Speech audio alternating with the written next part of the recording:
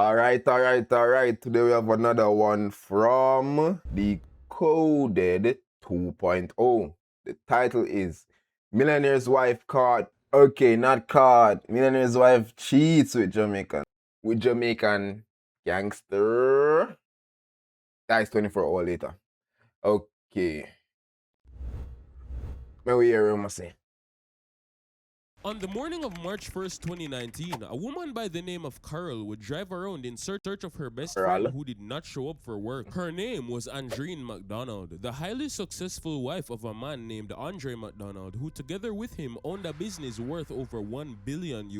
She and Carol would go to the gym every morning, but on this day she was nowhere to be found, nor was she answering her phone. So Carol decided to pay her home a visit, but what she found in there would change her life forever. Upon arrival, there was nobody present, but when she went inside, she saw that there was blood on the walls. And not only that, but even though Andreen was missing, her keys... Hey. It's always the husband. You know, from the show them watch, always the husband.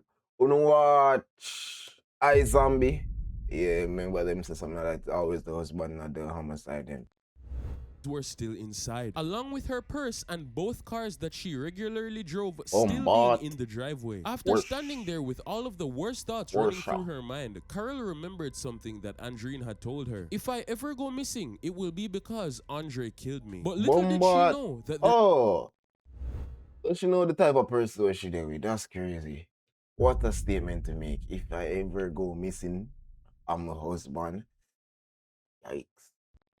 There was a whole other story that nobody knew about. Because Andre, her husband, was not the only man in Andreen's life. And 5 months... So she was playing with fire, essentially.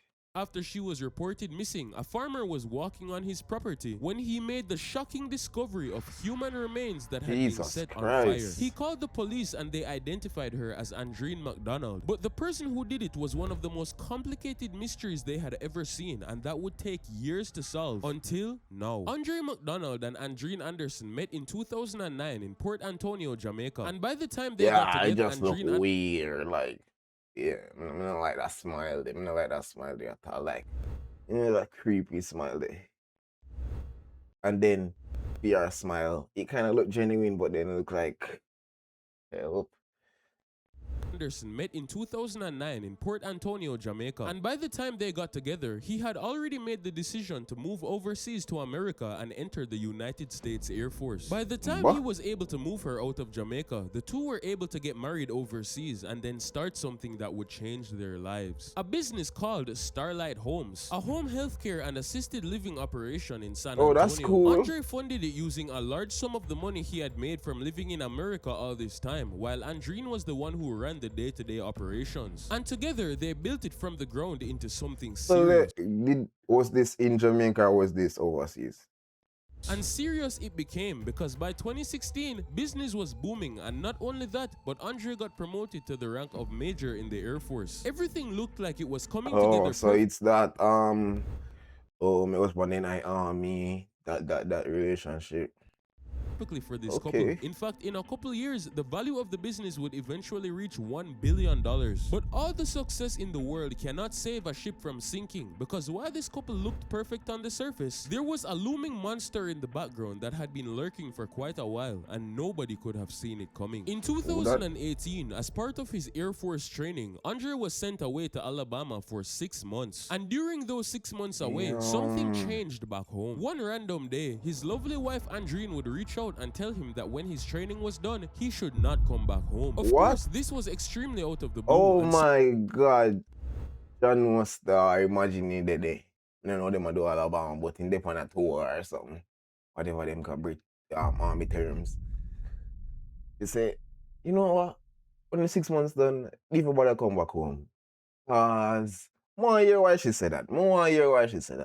So he came back anyway, and when he walked through that door, he found something that would make his jaw drop. My his wife God. had gotten 2 new tattoos. The first was an infinity symbol with the letter A in the middle, and the second was a date on her wrist. But Chris... Weird.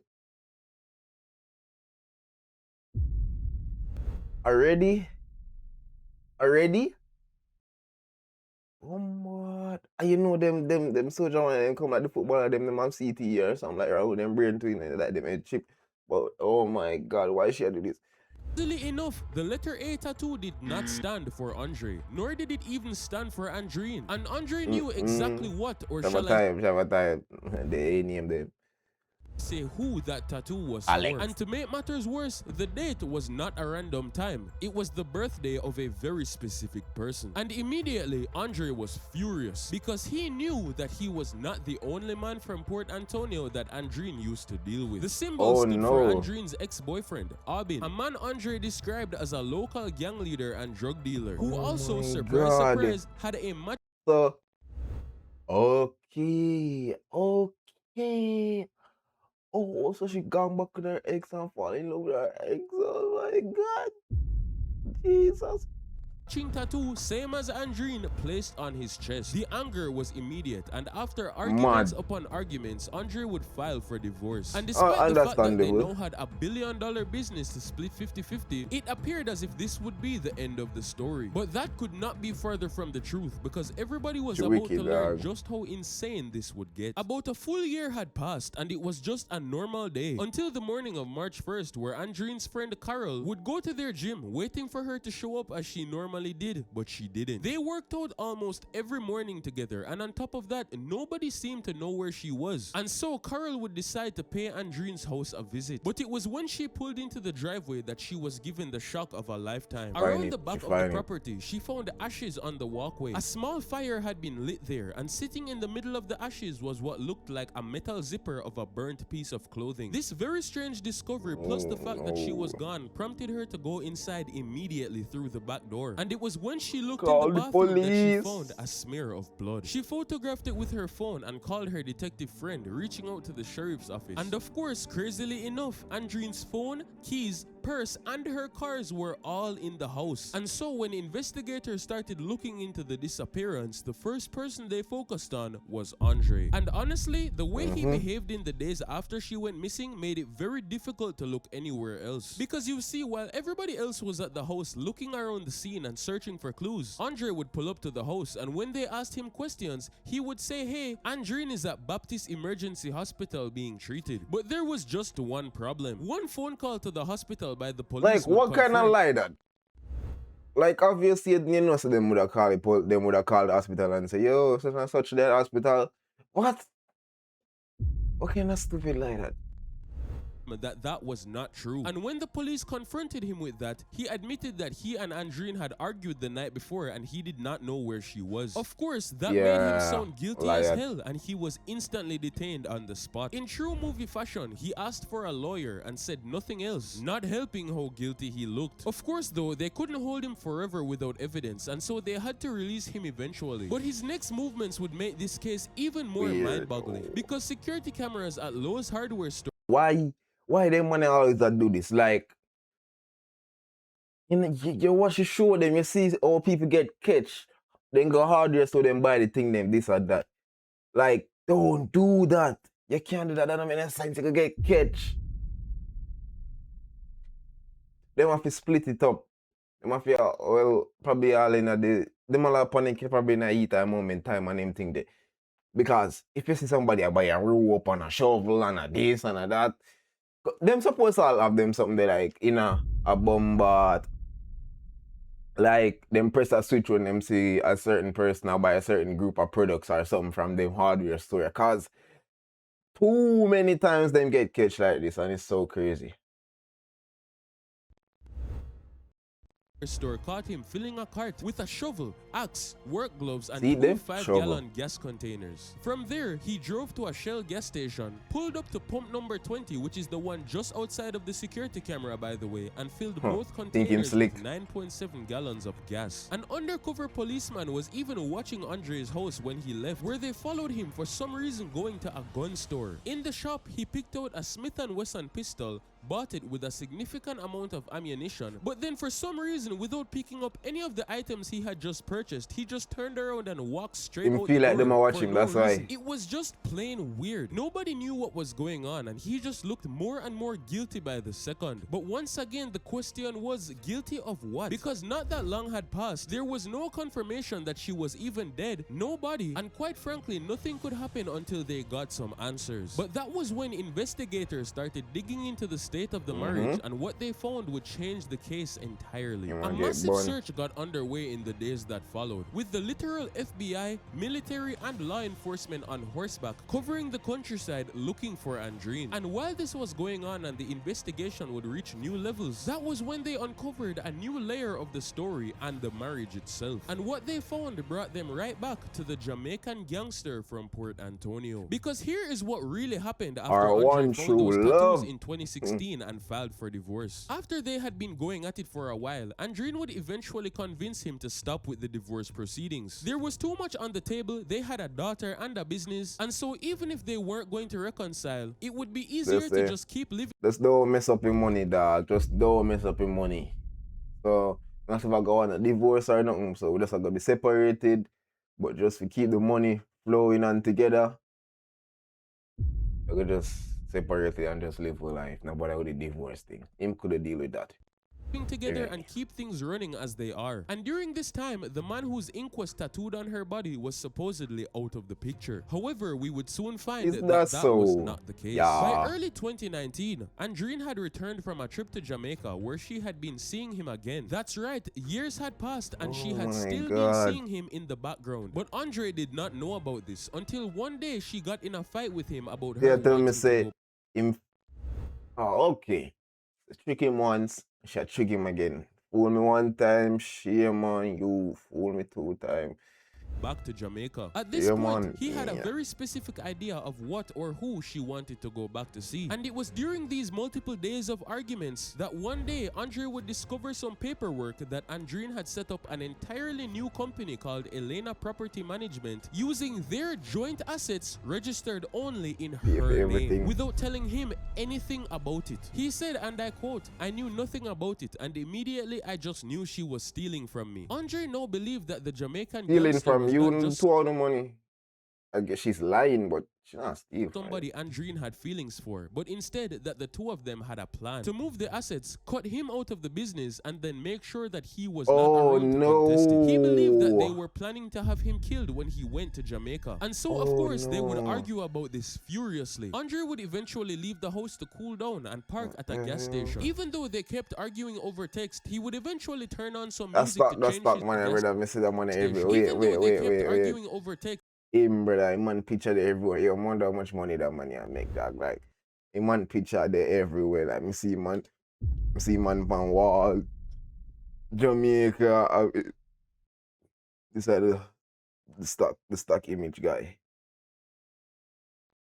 He would eventually turn on some music to change his mood and told himself that she would be asleep by the time he got back. And then Andre would return home. By the next morning, March 1st, Andreen McDonald was gone. Nobody knew if she had run off to Jamaica, ran away because she didn't want to deal with so Andre, what was his story? And was not around to contest it. He believed that they were planning to have him killed when he went to Jamaica. And so of course they would argue about this furiously. Andre would eventually leave the house to cool down and park at a gas station. Even though they kept arguing over text, he would eventually turn on some music to change his mood and told himself that she would be asleep by the time he got back. And then Andre would return home. By the next morning, March 1st, Andreen McDonald was gone. Nobody knew if she had run off to Jamaica, ran away because she didn't want to deal with Andre anymore, or if somebody did something to her. And the search would go on for 5 months. If somebody did do something to her, was it really Andre or the mysterious criminal who had been lurking in the shadows of their entire relationship? But it was duly noted by some people that during this entire time, Andre did not join a single of the search efforts to find his own wife. And then on the evening of July 11th, a farmer would discover burnt human remains on his property, less than 10 miles from the house where Andreen lived. The remains were mixed in with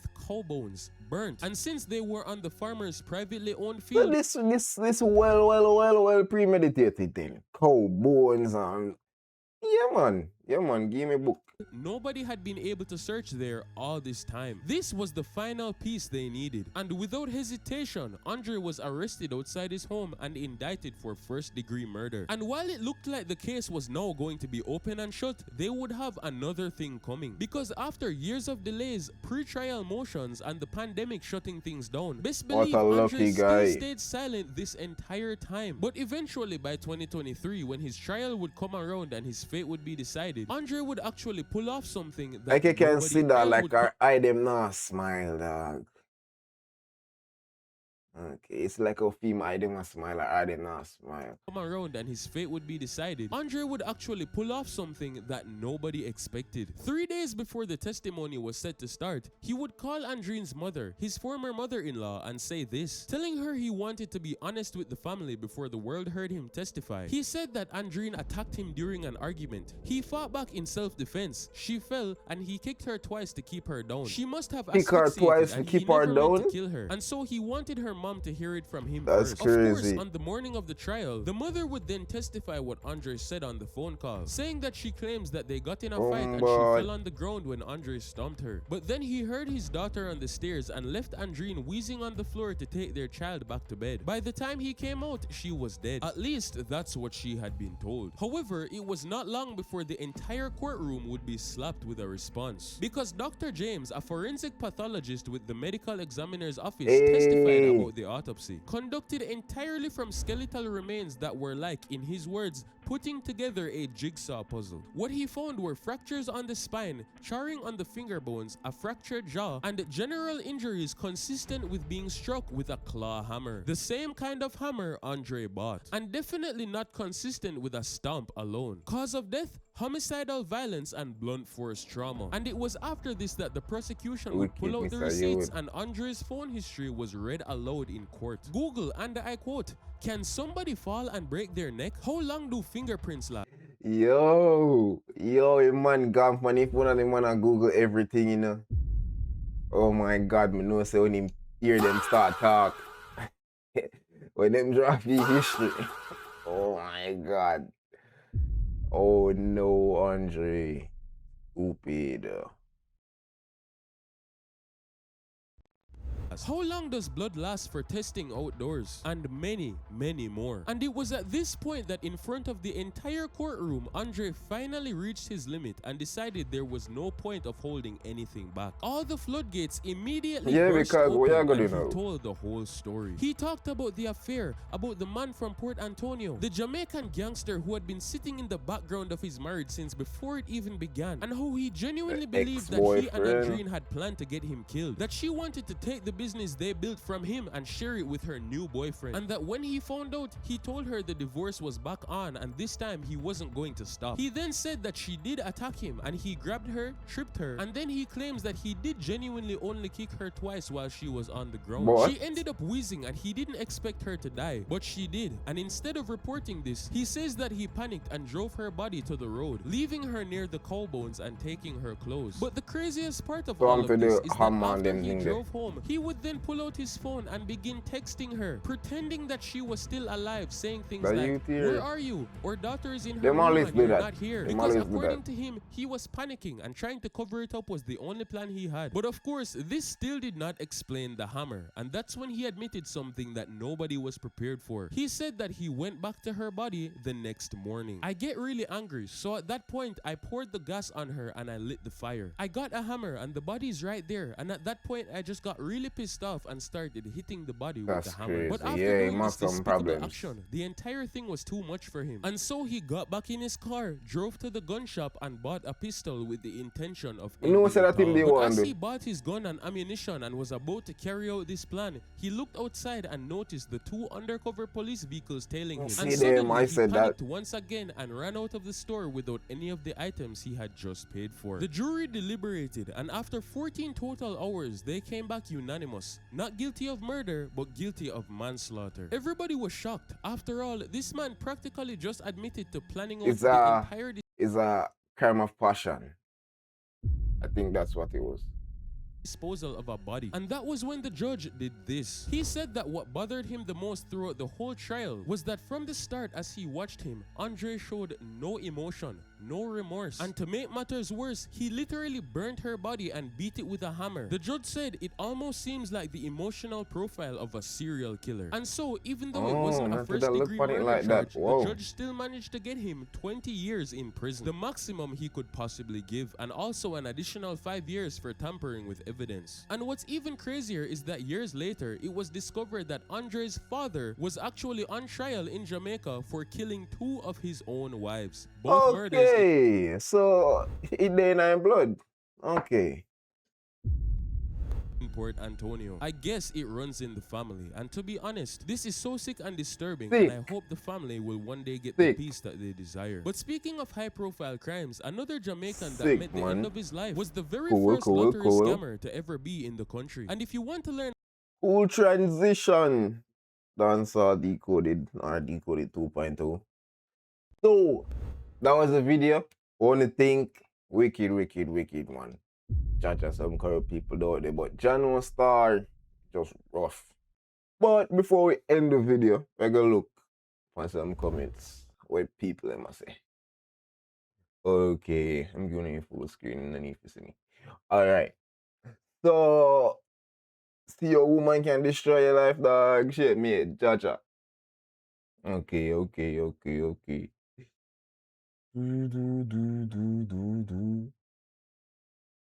Yeah. It was the emotional, that's gaslighting tactic that people use in modern what? BSPC conversations. If you believe in God, you know the rules that was written thousands of years ago about the death judgments, the children of Israel. You know that have to do with nothing, so skip. Avoid women who cheat and disrespect you if she do it once she'll so all of them, so none of them matter about how the man is sick. What a wicked woman. She wicked, but damn. 5 years? I would have given him 5 years in this case. Now because you understand it, that means say it not wrong to get the book, you know? Well, cheater got what she deserved. You think she deserved to be dead because okay, I think that's enough. That is enough. That is enough. That is enough comments. Let them move away. Woo! Alright. Thanks for watching.